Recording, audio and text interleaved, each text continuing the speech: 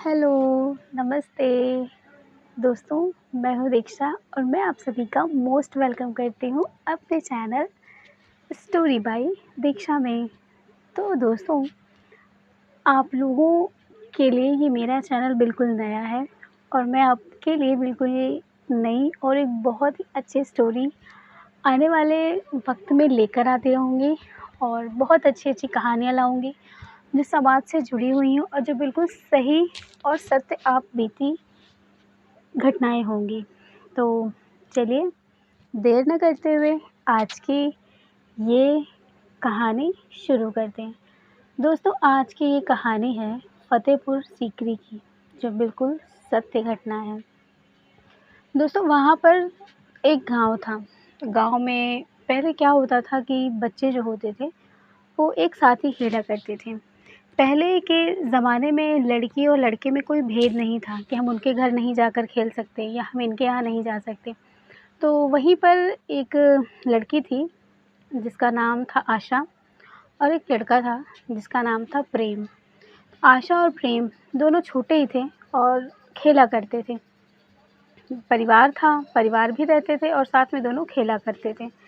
खेलते-खेलते उन दोनों में बहुत अच्छी दोस्ती हो जाती है। दोस्ती हो जाती है और दोनों बहुत अच्छे दोस्त बन जाते हैं। वो दोस्त एक-दूसरे के घर आते थे, शरबत पीते थे, वो अपने घर जाते थे, वो भी अपने घर में शरबत पिलाता था। बहुत ही अच्छे से इन दोनों की दोस्ती हो गई थी। स्कूल आना-जाना सब कुछ ठीक था। उसके बाद एक दिन जो लड़का होता है जिसका नाम प्रेम था, उसके माता-पिता गुज़र जाते हैं अचानक से, क्योंकि कुछ वहाँ पर ऐसा आपदा आ गई थी गाँव में, जिस वजह से उनके माता-पिता मतलब गुज़र जाते हैं, तो लड़का अकेला पड़ जाता है। तो लड़का जब अकेला पड़ जाता है, तो उसके जो मामी-मामा थे, वो उसको वहाँ करके अपने साथ लेकर के चले जाते हैं। लड़का जब जाने लगता है, तो उसको इस चीज़ का बहुत दुःख होता है कि हमारी दोस्त है इतनी अच्छी और हम उसको छोड़ कर के चले जाएँगे, तो ये हमें अच्छा नहीं लगेगा। तो वो क्या करता है, वो बहुत रोता है। फिर लेकिन अब कोई था नहीं, तो उसको जाना था। लड़की जो थी जिसका नाम आशा था, वो भी बहुत रो रही थी कि हमारा दोस्त है भाई, इसको मत लेकर जाओ, उसके साथ हम खेलते हैं। माँ-बाप भी मजबूर थे कि अब उसका लड़की जो लड़का है उसका पालन-पोषण कौन करेगा? बहुत बड़े-बड़े नहीं थे दोनों, 7-7 साल के थे, ज़्यादा बड़े भी नहीं थे। बहुत अच्छी दोस्ती थी दोनों में। तो पहले फ़ोन वगैरह होता नहीं था, तो वो कहती थी कि हम तुमसे कब मिलेंगे? तो वो हमेशा कहता था कि जब मैं बड़ा हो जाऊँगा, जब मैं पढ़ लिख कर आऊँगा ना, तब मैं तुमसे मिलने आऊँगा और जब मेरी शादी हो जाएगी, तब मैं तुमको अपनी दुल्हन से भी मिलाने के लिए लेकर आऊँगा। वो इतना बोल कर के वो लड़का जो है, रोते हुए अपने मामा-मामी के साथ चला जाता है। उधर वो लड़की जो थी आशा, वो भी रोती रहती है।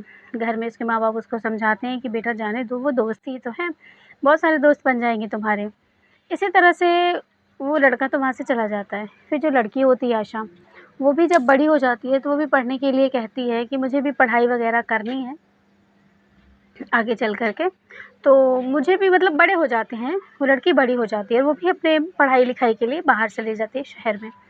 शहर में चली जाती है, उधर वो लड़का भी चला जाता है, दोनों अच्छे से पढ़ते-लिखते हैं। उसके बाद वो इस लड़के का कोई पता नहीं चलता। जो आशा थी, वो पढ़ाई करती है, वो एमएससी करती है। बहुत ही अच्छे रैंक से वो एमएससी में पास हो जाती है। उसका बहुत ही मतलब एक अच्छे जगह पर एक जॉब लग जाता है। जॉब लग जाता है, फिर वो जब वो जॉब में जाती है अपने, तो उसको बहुत सारे वहाँ पे फ्रेंड मिलते हैं। एक फ्रेंड उसको वहाँ पर मिल जाता है, जिसके साथ वो बहुत ज़्यादा घुल-मिल जाती है। बहुत अच्छा होता है, तो सब कुछ अच्छे से चलता है, बहुत फ्रेंड हो जाते हैं, मतलब फ्रेंड तो उसके थे ही, वो बचपन से ही फ्रेंड्स बना लेती थी। तो फ्रेंड बना लेती है, उसके साथ घूमती-फिरती हर जगह आती-जाती थी। फिर एक दिन आशा को फ़ोन आता है, फ़ोन उठाती है आशा, उधर से फ़ोन बोलते हैं, उसकी मम्मी का फ़ोन था। वो कहती हैं कि बेटा घर चली आओ, तुम्हें देखने वाले आज लड़के वाले आ रहे हैं। आशा उधर से कहती है कि नहीं माँ, मैं अभी जल्दी शादी नहीं करूँगी। तो वो कहती हैं कि बेटा तुम्हारी इतनी उम्र हो गई है, अब तुम्हें शादी कर लेनी चाहिए। लेकिन वो कहती हैं कि नहीं माँ, आपको तो पता है ना कि मैं बचपन से किसी और को चाहती हूँ और मैं उसके अलावा किसी और से शादी नहीं कर सकती। उसकी माँ हँसते हुए कहती हैं कि बेटा, वो तुम्हारा बीता हुआ कल था, वो लड़का छोटा-सा वो ना जाने कहाँ चला गया। उसके मामी-मामा उसको ना जाने कहाँ लेकर के गए, तुम ऐसे लड़के के पीछे पड़ी हुई हो। इन सब चक्कर छोड़ो तुम इन सब का, ठीक है? और तुम्हें कल के कल आना है और तुम्हें लड़के वाले देखने आ रहे हैं बस। पापा ने भी तुमसे यही कहा है कि उसको अच्छे से कह देना, क्योंकि पापा अब तुम्हारी बिल्कुल नहीं सुनेंगे। तुम्हें पता है तुम्हारी उम्र कितनी हो गई है? तुम्हारे पापा तुम्हारी शादी के लिए कब से परेशान हैं। तुम जब बीए कर रही थी, बीएससी भी तुम नहीं करी, बीसीए भी करा, अब तुम एमसीए भी कर रही हो, और अब तुम्हें इस तरह की चीज़ें मुझे पसंद नहीं आ रही हैं बेटा। मैं नहीं चाहती कि तुम्हारी उम्र गुज़र जाए किसी ऐसे इंसान के चक्कर में जिसकी तुमने शक्ल भी नहीं देखी कि वो लगता कैसा है। यही बात सुन कर के वो कुछ भी नहीं बोलती, अपने वहाँ पर बता देती, जो कलीग्स होते हैं वो कह देती है कि मैं कल ऑफ़िस नहीं आ पाऊँगी क्योंकि मेरे घर में जो है मुझे देखने वाले आ रहे हैं। वो भी उसको बधाइयाँ वग़ैरह देते हैं, फिर वो अपने गाँव में आ जाती है। तो गाँव में आ जाती है तो वहाँ पर उसको देखने वाले लड़के वाले आए थे। लड़का अच्छा खासा था, पढ़ा लिखा था, इंजीनियर था, और वो भी उसको पसंद नहीं करता, मतलब नहीं सॉरी, पसंद कर लेता है। वो भी कहता है कि हाँ ठीक है, मुझे लड़की पसंद है। तो रोके के लिए जो पैसे या मिठाई वग़ैरह वो देते हैं, तो वो हाथ में रख के उसका छेका कर लेते हैं। तो लड़की का मन बिल्कुल नहीं था, यानी कि आशा का मन बिल्कुल भी नहीं था कि वो उससे शादी करने का उसका बिल्कुल भी मन नहीं था। तो आशा जो है मजबूरी में आकर, अपने घर के मजबूरी में आकर के वो ये करती है। उसके बाद उसको लड़के वाले छेड़ कर के चले जाते हैं। तो अपनी माँ से कहती है कि माँ, आपको पता है ना कि मैं उस लड़के के अलावा किसी को नहीं चाहती। मैं बचपन से ही उसे बहुत प्यार करती हूँ, और जब से मैं बड़ी होती गई ना, तब से भी मेरे मन में पता नहीं क्यों उसके लिए ऐसी भावनाएँ होती गईं। मैं खुद भी ये चीज़ समझ नहीं पा रही, मैं क्या करूँ? उसकी माँ कहती है कि बेटा ऐसा कुछ भी नहीं है, तुम उसे भूल जाओ, ये तुम्हारा आज है, वो तुम्हारा कल था। वो बित्ता भर का लड़का ना जाने कहाँ चला गया। ये कह कर के उसके तो ना माँ-बाप का नहीं पता, ना उसके मामी-मामा को हमने देखा, ना हमने उसके घर में कभी पता किया वो कहाँ चला गया, मुझे खुद भी नहीं पता। और तुम कहाँ जा कर के उसको भटक कर ढूँढोगी, वो भी आज के ज़माने में। तुम्हें पता है, तुम जब 7 साल की थी तब वो तुमसे बिछड़ा था। ना जाने वो कितना बड़ा होगा और कहाँ चला गया होता, क्या पता उसकी इस उम्र में शादी भी हो गई हो। अगर तुम ही बताओ, अगर ऐसा कुछ होता तो वो तुमसे कभी मिलने नहीं आता। ये बात सोच कर के आशा भी कहती है कि हो सकता है माँ, उसकी शादी हो गई हो। ऐसी सब सोच में वो फिर कुछ भी नहीं कहती हैं। फिर वो अपने ऑफ़िस जाती हैं, अपने काम में लगती हैं। 6 महीने के बाद शादी थी, धीरे-धीरे 6 महीने का भी वक़्त बीत जाता है। शादी का दिन आ जाता है। शादी का दिन आता है, और जो आशा थी, वो शादी के लिए अब रेडी हो चुकी थी। अब ना चाहते हुए भी उनको शादी करनी ही थी। आशा की शादी भी अच्छे से हो जाती है। माँ-बाप भी खुश होकर के आशा को विदा कर देते हैं। आशा भी खुश होकर के अपने ससुराल जाती है, और ससुराल में सारी रस्में निभाई जाती हैं। उसके बाद जब वो अपने कमरे में जाती है, जहाँ उसका खुद का पर्सनल कमरा था, तो वहाँ पर वो जाती है तो वो सामने देखती है कि फूलों से सजी हुई सेज है उसकी, और एक तरफ दूध का ग्लास रखा हुआ है, और चारों तरफ उसको फूलों की महक आ रही है। वो जाती है, वो बिस्तर में बैठ जाती है। कुछ सखियाँ-सहेलियाँ होती हैं, मतलब जो घर की होती हैं, जो औरतें होती हैं, वो आकर के मज़ाक करने लगती हैं। आशा का इन सब चीज़ों में आज बिल्कुल मन नहीं लग रहा था। बस वो यही सोच रही थी कि मैं क्या करूँ? मैं तो उसको प्यार करती हूँ ना। मैंने मम्मी से तो कह दिया ये चीज़ कि मैं उसको नहीं चाहती, लेकिन मेरा मन तो नहीं मान रहा है ना, मैं क्या करूँ? बस वो बार-बार यही सोचे जा रही थी और भगवान से प्रार्थना किए जा रही थी कि हे भगवान, मैं क्या करूँ? मेरे मन से अब आप उसे निकालिए, अब मेरी शादी हो गई है, मेरे लिए ऐसा सोचना भी पाप है किसी लड़के के बारे में। लेकिन मुझे कुछ समझ में नहीं आ रहा, मैं क्या करूँ? बस वो यही सोचते-सोचते उसकी थोड़ी-सी आँख लग जाती है। जो घर में औरतें थीं वो चली जाती हैं, उसकी आँख लग जाती है। कुछ देर के बाद उसका दरवाज़ा खुलता है, और उसमें वो जो लड़का था जिसके साथ शादी हुई थी आशा की, वो अंदर आता है। वो आशा को धीरे से, मतलब पहले तो ताली बजा के जगाता है, फिर आशा नहीं उठती। फिर वो हल्के से जैसे वो उसको आशा को टच करने जाता है, तुरंत आशा उठ कर के खड़ी हो जाती है। वो कहती है, "आप क्या कर रहे थे मेरे साथ? आपने बिना मर्ज़ी मेरे, मतलब बिना मेरे मर्ज़ी से ही आपने मुझे छुआ?" ये देख कर के वो जो लड़का था, वो तुरंत कहता है कि नहीं, आप गलत समझ रही हैं, मैं आपको छू नहीं रहा था, आपकी आँख लग गई थी, बस मैंने आपको जगाया और कुछ नहीं है। तभी आशा कहती है कि नहीं, आप झूठ बोल रहे हैं, मैं आपकी बात का विश्वास कैसे कर लूँ? आशा वो लड़का कहता है कि क्यों नहीं विश्वास करेंगी? आप मेरी पत्नी हैं, तो आपको मेरा विश्वास करना होगा। अगर मैंने आपको छू भी लिया तो इसमें कौन-सी बुराई है? कोई बुराई नहीं है, ठीक है? तो आप इस चीज़ के लिए आप ज़्यादा परेशान मत होइए। अगर आपकी इच्छा नहीं है तो मैं आपके साथ कुछ भी, कोई भी ऐसी हरकत नहीं करूँगी जिससे आपको बुरा लगे। ये कह कर के वो लड़का एक किनारे जाकर के ज़मीन में ही बिस्तर डाल कर के लेट जाता है।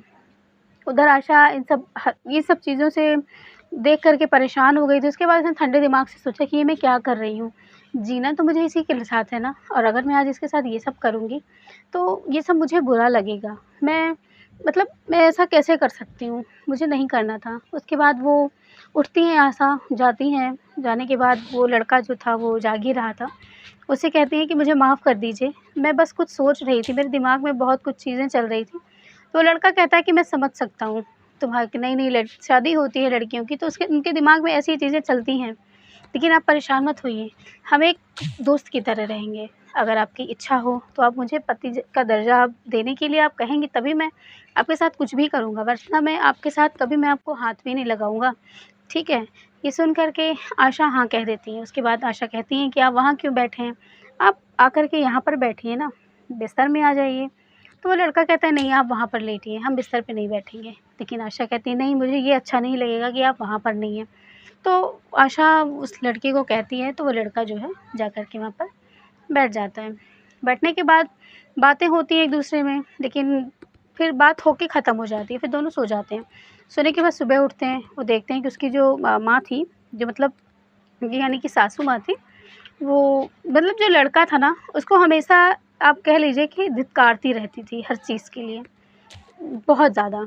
तो और जो उनके पिताजी थे, वो बहुत मानते थे उसको, उस लड़के को बहुत मानते थे। तो जब सुबह हुई, जब आशा उठती हैं, जाती हैं, उनके पैर छूती हैं, तो वह कहती हैं, "हट, हट, मेरे पैर मत छू। हो गई शादी ना।" इसके बाप भी इसका पीछे पड़ा हुआ था कि इसकी शादी करा दो, शादी करा दो। लो करा दिया शादी, फुर्सत मिल गई, मेरे सर से बोझ टला। इस तरह की बातें सुन कर के आशा को समझ नहीं आ रहा था कि एक माँ अपने बेटे के साथ ऐसा कैसे कर सकती है। तभी वो अपने पिताजी का आशीर्वाद लेने जाती हैं, तो पिताजी कहते हैं, "बेटा, अब तुम्हारा ही ये घर है, अब इसे तुम अपना ही समझो, और ये मेरा बेटा बिल्कुल हीरा है, हीरा।" ये सुन कर के वो भी बहुत ज़्यादा मतलब खुश हो जाती हैं कि चलो कम से कम पिताजी तो अच्छे हैं, वो मान तो रहे हैं। इसी तरह से इन लोगों का चलता रहता है।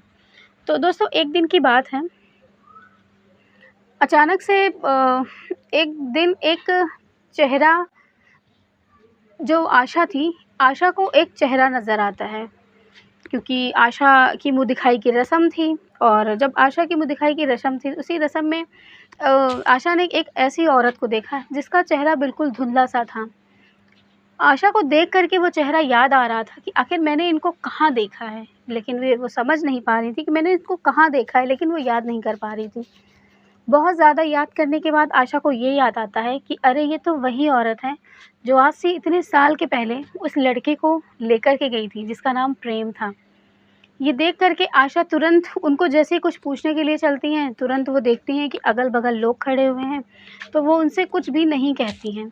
अब आशा को लग रहा था कि वो प्रेम के बारे में उससे पूछे कि ना पूछे, क्योंकि उसकी तो अब शादी हो चुकी है, और प्रेम की भी हो सकता है शादी हो गई हो। लेकिन जो आशा थी, वो उनकी हिम्मत नहीं होती आशा की उससे पूछने के लिए। फिर वो कुछ भी नहीं कहती, वो कहती हैं कि चलो ठीक है, मैं इनसे बाद में पूछ लूँगी। उसके बाद जब खाना-पीना होता है, सब खाना-वाना देते हैं, सबको खिलाते-पिलाते हैं। उसके बाद आशा को जब नेक देने का टाइम आता है, तो आशा जब नेक लेने के लिए जाती है, तो उनका हाथ पकड़ लेती है। वो कहती हैं कि वो उनका हाथ पकड़ लेती है। वो कहती है कि "आप मुझे पहचान रही हैं मामी?"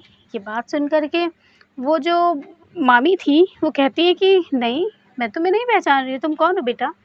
वो कहती है कि आपको याद है, आप बहुत साल पहले हमारे गाँव में आई थी, और हमारा एक दोस्त था, उसका नाम प्रेम था, और आपने आप उसको अपने साथ लेकर के गई थी। वो मेरा बहुत अच्छा दोस्त था, लेकिन तब से वो मुझसे मिलने भी नहीं आया, उसने मुझसे कोई बातें भी नहीं करी। आज इतने साल हो गए, मुझे ये जानना है कि वो क्या कहाँ है वो? ये बात सुन कर के बिल्कुल जो मामी थी, वो सोचने लगी कि मैंने कब इस लड़की को देखा था। बहुत देर बाद उनको याद आता है कि हाँ, एक लड़की थी जो उनको दोस्त मान रही थी, जाते वक़्त वो बहुत रो रही थी। तो कहती हाँ, अच्छा बेटा तुम हो? वो कहती हाँ। ये बात सोच कर के मामी खुश हो जाती हैं। उनकी मतलब खुशी आ जाती है उनके चेहरे पर। वो कहती हैं कि अच्छा, अच्छा बेटा मुझे याद है, लेकिन तुम प्रेम को नहीं जानती कि प्रेम कहाँ पर है? वो कहती हैं नहीं मामी, मैं तो नहीं जानती कि वो प्रेम कहाँ पर है। उसके बाद कहती है कि तुम उसके बारे में क्यों पूछ रही हो इतने सालों के बाद? क्या तुम उसको चाहती थी? ये बात सुन कर के बिल्कुल आशा बिल्कुल एकदम जैसे कहते नहीं, शर्म से बिल्कुल लाल हो गई थी उस टाइम पर। लेकिन वो मजबूर थी, एक ऐसे बंधन में बंधी हुई थी जिसे वो चाह कर के भी कबूल नहीं कर सकती थी कि हाँ, मैं उसको चाहती थी। उसके बाद वो कहती है कि अगर बेटा तुम, क्या ये बात सच है? क्या तुम उसे चाहती थी? ये बात आशा हाँ में जवाब देती हैं। उसके बाद वो कहती हैं कि बेटा तुम्हारा तो ये हाँ में जवाब है ना, तुम्हें पता है अगर तुम्हारे पति को ये बात पता चलेगी और तुम्हारी सास को ये बात पता चलेगी तो उनके ऊपर क्या बीतेगी? ये सोच कर के वो कहती हैं कि मैं ये नहीं जानती कि उनके ऊपर क्या बीतेगी, बस आप मुझे इतना बता दीजिए कि वो कहाँ पर है। मुझे एक बार उसे देखना है कि वो कैसा लगता है, कहाँ पर है। उसके बाद जो उनकी मामी थी वो कहती हैं, ठीक है बेटा, मैं तुम्हें बताऊँगी कि वो कहाँ पर है। मैं उससे मिलवाऊँगी भी तुम्हें, तुम थोड़ा-सा सब्र रखो। उसके बाद वो सब्र रखती हैं, कहती हैं कि ठीक है आप मुझे मिलवाइएगा उससे। इतना कह कर के मामी वहाँ से चली जाती हैं। तो दोस्तों, क्या आशा प्रेम से मिल पाएगी या अपने पति के पास रह जाएगी? क्या होने वाला है? आगे की कहानी में जानेंगे पार्ट 2 में। तो अगर आपको ये पार्ट 1 अच्छा लगता है तो आप मुझे कमेंट करिएगा, मैं पार्ट 2 ज़रूर लेकर आऊँगी आप सभी के लिए। क्योंकि दोस्तों कहानी बहुत ज़्यादा लंबी है, तो इतने कम वक़्त में मैं इतनी बड़ी कहानी नहीं सुना सकती आप सभी को, बहुत लंबी हो जाएगी, अभी बोर हो जाओगे। तो आपको अगर अच्छी लगती है ये, तो आप मुझे कमेंट करिएगा, मैं पार्ट 2 इसका लेकर आऊँगी। चलिए, मिलूँगी पार्ट 2 के साथ, तब तक के लिए बाय।